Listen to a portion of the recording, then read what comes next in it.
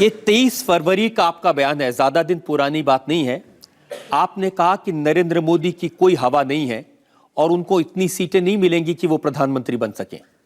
ये Indian express अखबार के एक कार्यक्रम में आप गए थे और वहां जो कुछ आपने कहा उसके आधार पर उन्होंने छापा, ये बड़ा बड़ा उन्होंने लिखा। लेकिन उसमें ये भी है कि नरेंद्र मोदी की करिश्मा है। हाँ, लेकिन आपने कहा कि इतनी हवा नहीं है। नहीं, तो जब हम अपोजिशन में थे और उस समय में हम कह सकते हैं कि नरेंद्र मोदी का करिश्मा चल रहा है। सीट के संबंध में जरूर हमने कहा था कि सीट के संबंध में कुछ समय के जो हालात थे उसमें हमने कहा था कि जो भारतीय जनता पार्टी है अकेले उसको बहुमत नहीं मिलेगा। देखिए, अब 10 दिन बाद की आपका स्टेटमेंट दिखाता हूं। आपने कहा नरेंद्र मोदी की ऐसी हवा है कि प्रधानमंत्री बनने से कोई रोक नहीं सकता। तो बिल्कुल सही है ना। मैं आज भी कहना चाहता हूं कि नरेंद्र मोदी का हवा का मतलब एनडीए का हवा। हर थोड़े दिन में आप ग्राफ बढ़ा देते हैं। 5 अप्रैल को आपने कहा पूरे देश में मोदी की लहर है, जो इसके रास्ते में आएगा साफ हो जाएगा। बिल्कुल, और बिल्कुल मैंने सही कहा। और 12 मई तक आते आते वो हवा नहीं रहेगी, वो आंधी रहेगी और उस आंधी में बड़ा से बड़ा पेड़ उखड़ जाएगा। इसलिए जो बात हमने कहा है उस पर मैं आज भी कायम हूं और एनडीए की सरकार बनेगी, नरेंद्र मोदी प्रधानमंत्री बनेंगे, कोई ताकत रोक नहीं सकता है। लेकिन लालू यादव का बयान देखा, उन्होंने कहा ये जो नमो नमो का जो नारा लग रहा है ये ऐसा है जैसे भेड़िया आया और भेड़िया आएगा ही नहीं। देखिए हम उस पर कोई कमेंट करना नहीं चाहेंगे। मैं आपसे एक ही चीज जानना चाहता हूं। आपके एनडीए में आने के बाद एक सिलसिला शुरू हो गया, लोग कांग्रेस छोड़ के, जेडीयू छोड़ के, अलग अलग पार्टियां छोड़ के शामिल हो रहे हैं एनडीए में जी। तो यही हवा का इंडिकेशन है जो आपने पहले से पढ़ लिया था? नहीं, हवा का इंडिकेशन के साथ साथ इसमें एक बात है कि जो सबसे बड़ी बात है, रामविलास पासवान के जाने के बाद चाहे एमडीएम के हो, पीएम के हो, जितने भी सारे के सारे क्या कहते हैं कि दल हैं, लोक समता पार्टी, सारा का सारा दल का लाइन बन गया है। मैं तो आपसे दूसरा राज पूछना चाहता हूं। राज हमारा आपको पहले से कैसे पता चल जाता है कौन प्रधानमंत्री बनने वाला है?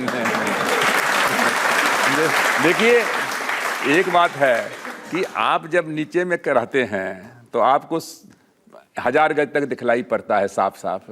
जब आप ऊपर में जा रहते हैं तो आप कम से कम जो है हेलीकॉप्टर से 5 किलोमीटर तक देख लेते हैं।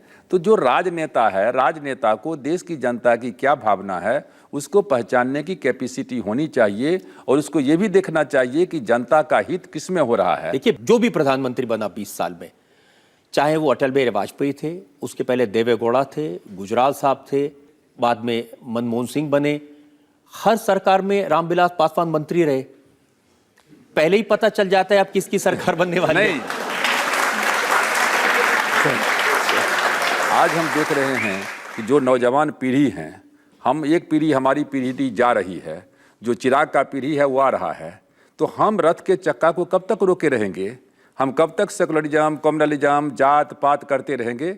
जबकि हम देख रहे हैं कि देश को ज़रूरत है विकास का, देश को ज़रूरत है नौजवानों के रोजगार का।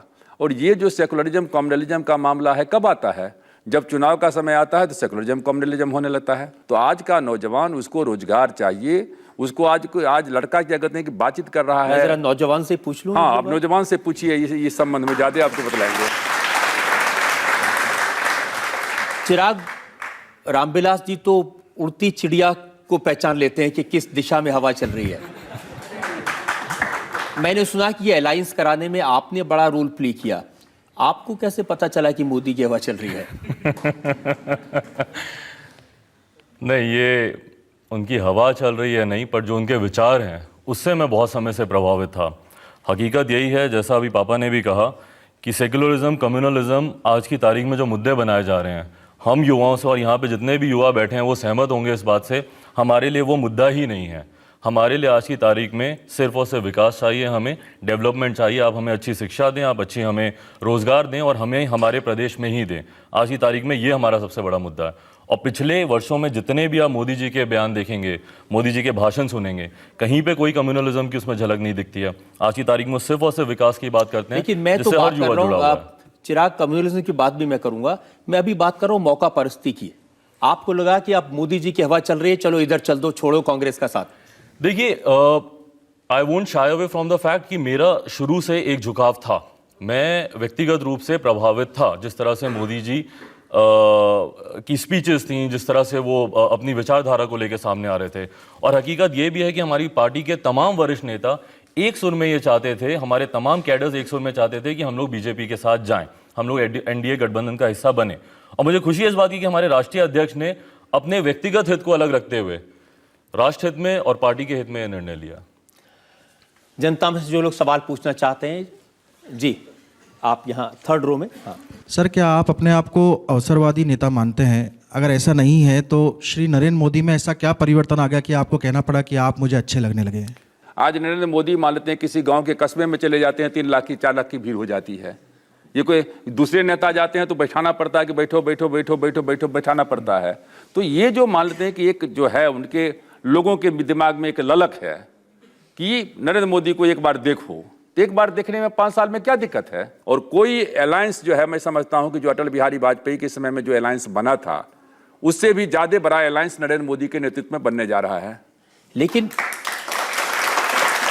इस सबके बावजूद नीतीश कुमार कह रहे हैं कि प्रधानमंत्री बनने का सबसे काबिल उम्मीदवार मैं हूं।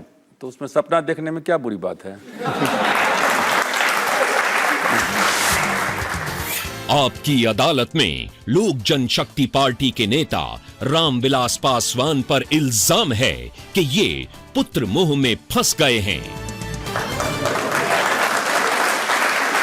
अब रामविलास जी, आप कह रहे थे चिराग से ज्यादा पूछूं, मैं ये चिराग से ही पूछना चाहता हूं। चिराग, अपने बेटे होने का पूरा फायदा उठाया आपने, रामविलास जी का पूरी राजनीति बदल दी।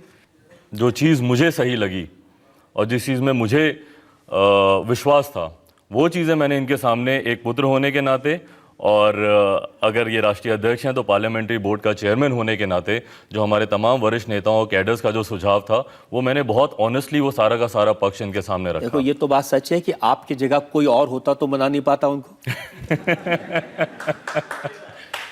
नहीं, देखिए, हमारे केस में बहुत क्लियर था, आइदर यू कन्विंस मी और I will convince you, so I think the latter one. तो रामविलास जी, परेशानी नहीं हुई? क्योंकि मैं आपका 2002 का इंटरव्यू मैंने निकाला, ये 12 साल पहले का। आपने कहा कि मैं इंतजार करता रहा कि आखिरी वक्त पर मोदी को बर्खास्त कर दिया जाएगा। बिल्कुल। फिर 12 साल तक लगातार नरेंद्र मोदी को सांप्रदायिक कम्युनल कहते रहे।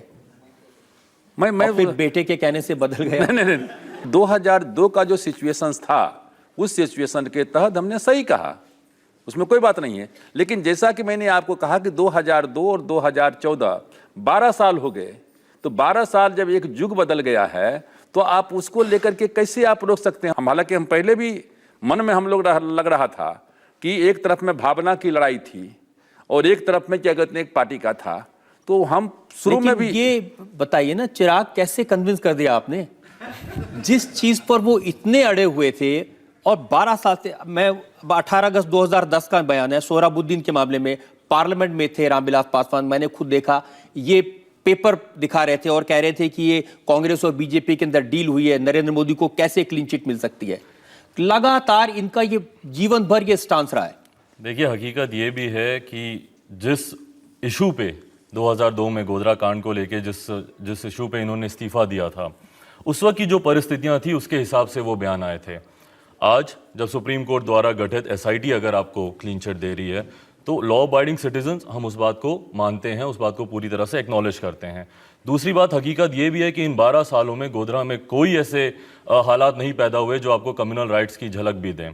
तो ये सारी परिस्थितियों को मद्देनजर रखते हुए, और फिर जैसा राष्ट्रहित की बात है, अगर सारे युवा की सोच एक है, जिसमें से कि मैं भी हूँ, अगर मेरी भी सोच अगर उस तरफ जा रही है, तमाम पार्टी के नेता, अगर आप पार्टी के राष्ट्रीय अध्यक्ष होने के नाते आपको तमाम अपने नेताओं के सुझाव को सम्मान देना होगा। देखिए, यही इन्होंने किया भी। ये नहीं है कि उनको एम्बेरसमेंट हो रही है, आज सवाल पूछे जा रहे हैं। नीतीश कुमार के मैं भाषण सुन रहा था, वो कह रहे थे कि जनरल परवेज मुशर्रफ जब मिले थे रामविलास पासवान को, तो रामविलास पासवान ने ये कहकर इंट्रोड्यूस कराया था, मैं वो नेता हूं जिसने 2002 के दंगों के बाद में मंत्री पद से इस्तीफा दे दिया था। ये इनका एक पब्लिक पोजीशन था। नहीं, तो वो नीतीश कुमार से क्यों नहीं पूछते हैं कि उसमें वो रेल मंत्री थे, आज सेकुलर बन रहे हैं, तो उसमें इस्तीफा क्यों नहीं दिया था?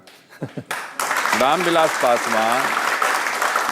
पासवान यदि 2002 में हम कैबिनेट मंत्री के पद से इस्तीफा दे सकते थे तो नीतीश कुमार भी तो रेल मंत्री थे, वो क्यों नहीं इस्तीफा दिए? कांग्रेस के किस नेता ने इस्तीफा दिया या आरजेडी के किस नेता ने इस्तीफा दिया? आज गुजरात में है तो गुजरात में यदि खुशहाल है तो सिर्फ एक वर्ग का लोग खुशहाल नहीं है, दलित भी खुशहाल है, मुसलमान भी खुशहाल है, हर तबके का लोग खुशहाल है। जब तक आपके थाली में जो है रोटी नहीं आएगी तो आप टुकड़ा कहां से कीजिएगा? लेकिन ये आप कह रहे हैं ना, राहुल गांधी जिस कांग्रेस के साथ इतने बरस से आप काम कर रहे हैं, उनका इंटरव्यू मैंने देखा, उन्होंने कहा कि गुजरात के मामले में 2002 के दंगों के मामले में नरेंद्र मोदी को क्लीन चिट देना जल्दबाजी होगी। वो भी चिराग की तरह नौजवान है, उनकी बात सुन लेते। हाँ तो चिराग से पूछिए।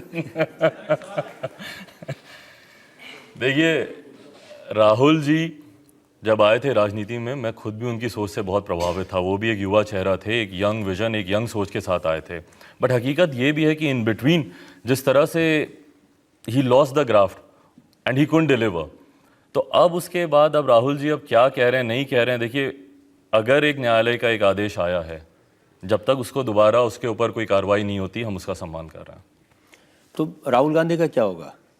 जैसा मैंने कहा, ही कुडंट डिलीवर। मैं खुद प्रभावित था उनसे बहुत समय तक, और मैं उनके साथ लग के मैं चाहता था कि जिस तरह से एक युवा सोच के साथ वो आगे लालू बढ़े जी हैं, भी आपके साथ पार्टी में काम करते थे, लालू जी और रामविलास जी इकट्ठे काम करते थे। उनके आप स्टेटमेंट देखिए, वो कह रहे हैं नरेंद्र मोदी अगर प्रधानमंत्री बने तो देश में मुसलमानों का कत्लेआम होगा। देखिए, जैसे हमारे राष्ट्रीय अध्यक्ष ने भी कहा कि जिस तरह की परिस्थितियां होती हैं उसके अनुसार वो बयान आते हैं, बट आप उन बयानों को रोक के आप अपने आप को एक एरा में फ्रीज करके नहीं रख सकते। देश की तरक्की के लिए बहुत ज़रूरी है, जैसा इन्होंने कहा, हकीकत ये भी है कि इमरजेंसी भी लगी थी। हकीकत ये भी है कि कम्युनल राइट्स 84 में भी हुए थे, कांग्रेस की सरकार के दौरान ही जो 6 राइट हुए थे। हकीकत ये भी है कि कांग्रेस की सरकार में ही भागलपुर के भी दंगे हुए थे, बाबरी मस्जिद का भी मुद्दा आया था। गिवन अ चॉइस ये चीज़ें कभी नहीं होनी चाहिए, गिवन अ चॉइस गोधरा के कांड नहीं होने चाहिए थे, बट ये हुआ, बहुत बुरा हुआ। बट आप अपने आप को उस एरा में फ्रीज करके नहीं रख सकते। देश की तरक्की के लिए बहुत ज़रूरी है कुछ बातों को वहाँ पे छोड़कर आगे बढ़ना।